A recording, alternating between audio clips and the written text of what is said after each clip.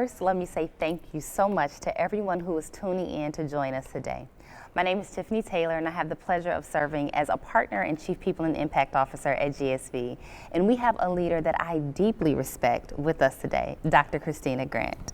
Thank you so much for joining us. Oh, thank you for having me. Yes. So you and I have been in this work for nearly 15 years together. You're aging me. I'm aging you just a little bit, but I have seen all that you have accomplished at Teach for America, at the New York City Department of Education, at the School District of Philadelphia, and now in your current role and as a DC State Superintendent. Ma'am, your bio, it speaks for itself. So I don't want to necessarily start there, but I do want to start with you telling us a little bit, when you reflect on the last 20 years of your work and your impact, what are you most proud of? First, thank you. Yeah. It's a full circle moment because there are very few people in the work that can remember when you were a first-year teacher. So I always stress to individuals, don't look at this version.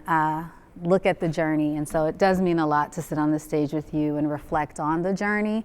And honestly, I'm proud of the decision some 23 years ago to join Teach for America and be a 7th grade English teacher, and walking into a classroom and not knowing then, like you could not have told me, certainly us, right? Because we've been at this and been in this work for some time, that the decision to serve children would have given me a life I'm so grateful for.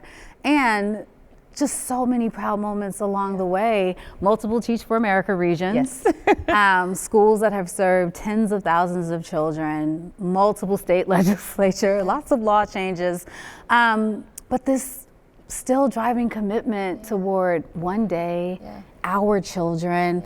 I tell people my mom was a food service worker, my father was an auto mechanic, and their child is a state superintendent, right? And so it's not just the impact in the lives of children, but it's the realization that in serving children, you actually get to have a pretty cool life and do great things like this. So I'm humbled to be here and a little warm, a little, you feel your feelings when you have an opportunity to think about the last 23 years. I've been really blessed, but tremendously grateful to serve. I love that. I love that. So I remember when you were confirmed for your current role. For sure. And you made the decision to become a state superintendent in the middle of a global pandemic. How did that change you as a leader? Now, if anyone is giving out book deals, I really do want to write about it in some way, shape, or form. I often tell people I will never do it again. I hope we never experience a global pandemic again. Sure. But everything changed. I talk so much more about vulnerability in leadership now than I ever did before. When you go to superintendent training, it's always about being a courageous leader and having strong decision-making skills, and can you even write a strategic plan, but I call COVID the microscopic enemy. And when you are literally waking up every single day afraid, but you still have to go to the board meeting, you still have to corral principals. I remember there was one distinct moment. We were standing on the loading dock handing out COVID tests to schools that were just driving up to get tests because we had to test all our children so we could reopen school after winter break. That level of work has to change you. And it made me so much more vulnerable in my leadership because I was a mini epidemiologist, right? So every single day you have to trust other individuals. You have to not lean onto your own understanding. You have to call doctors and understand nuances of a virus that was changing every single day, and then stand in front of your community and say, trust me. We're going to reopen our school system. We're going to test our children. We're also going to understand how to open an outdoor learning lab. We're going to figure out how to have HEPA filters in every classroom. This is when you will wear a mask. This is when you will not wear a mask. And then be focused on teaching and learning. So how do we ensure that children feel safe again? When we went from 6 feet distance to 3 feet distance to no distance. And now I'm just full of joy. We go in classrooms and kindergartners run up to you and they hug you. And I'm like, yes, because I remember when we told you couldn't hug us. But it changed everything, and in a lot of ways for the better. A lot of scary nights, but the resolve of systems leaders, the resolves of our teachers, Yes, the resolves of our parents, our children, and even in the lives of all of those individuals, people understand how sacred school is. Yes. The importance and the magic of what takes place in that classroom. I think we protect it more now than we did before the pandemic, because I don't know that we should have been home for that amount of time. And even being here, I think, we all are flying over from near and far, because we're just dying to see each other and to have that magic that happens when we can look into each other's eyes and say hello and say how you're doing. And now we've learned to hold and hear what someone says when we say, how are you doing? Exactly. And do the work of systems leadership and academic acceleration. But I think it broke us all open. But still here. Yes. Do not ever want to go through it again. And also have a lot of lessons that I learned along the way that I share now and often reflect on. So let's stay there for a minute. So just given how you were changed, given what you experienced, what message would you have sent yourself 3 years ago to ready yourself for this role? Girl, wash your hands, wear your mask. No, it's not going to be 2 weeks. Right. No, honestly, it's really along the vulnerability piece of it all. I have a compromised immune system, and so I thought about, and I still think about, like 3 years ago, I was like, oh, I'm afraid. It's rare as a leader when you're like, wait a minute, what happens if I get sick? You have to lead anyway. And so I would have said, stay the course, lead anyway. Ask for help, lead anyway. You're gonna be scared, lead anyway. The trainings, like, you are prepared for a time such as this, right? I think about not just my academic training, but what it meant to have been a school leader. I ran a school in New York City during hurricane season, right? So I knew disaster management. I knew the right people to call. I still think about the group of superintendents that would meet every day and just tick through, okay, how did you handle this? What do we do for this? How do we prepare for this? You share this tool, leveraging your network, trust your network, and I would have told myself, trust yourself. Trust yourself. And, hard times make you better. Yes, for sure. So this next piece, I say this from experience. I know being an education leader can be a gift, but it also can be tough, right? Talk to us about what's going well in DC and like, how do you stay grounded and focused on like the work ahead?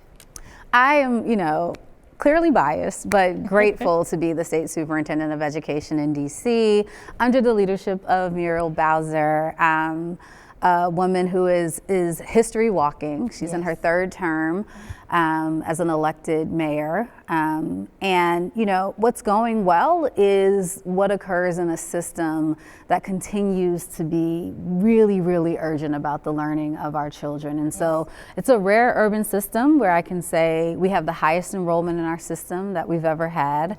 Our graduation rates are up. We're seeing growth in our statewide assessments.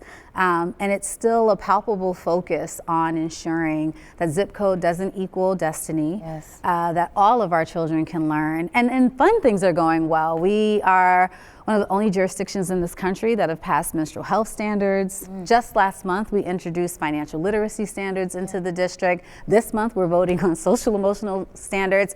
And even in a time in this country where we may think about the political leanings, we passed social studies standards for the first time since 2017. And so there's a lot going well in the district, really fortunate to lead alongside, and I want to emphasize, alongside a lot of individuals who care deeply about the children of our nation's capital. And I say this often, that if we can get it right in DC, because we are the nation's capital, we can get it right all across this country. And so a lot's going well. I love it. So you I've heard you say this often, that you're a politician, but your only focus is education. Yes.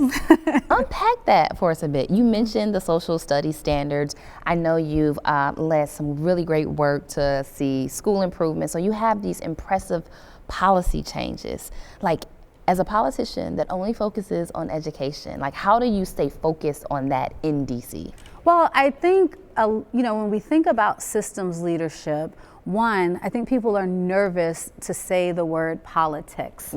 And you have to accept that I'm not the teacher. Right. I am not standing in a classroom every single day. Yeah. I have the privilege of sitting at a table, and it's the policy table. Yeah. And so I have to be able to navigate big P politics and little P politics. Yeah. I have to understand the ideology and disposition of my state board, my council members, the executive I serve for, but also I have to be able to walk up to someone's mama Yes. and convince them that it's critically important for your child to know this aspect of social studies. Yeah. And I always make the distinction because people at this point, have told themselves, oh, politics are messy, I don't want to be involved. Yeah.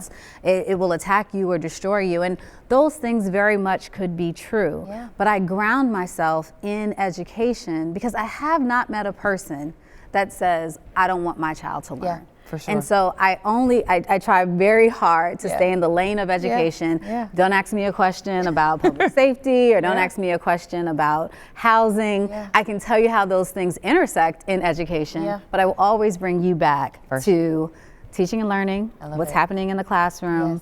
And that's and I won't run for public office. So it's the only it's the only area of focus Yeah. I lean into. For sure. So you are making a big next step.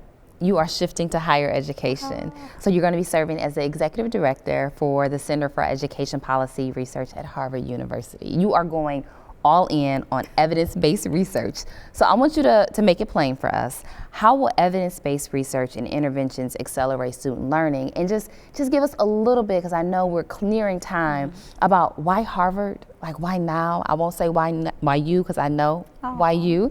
But tell us a little bit about this next step.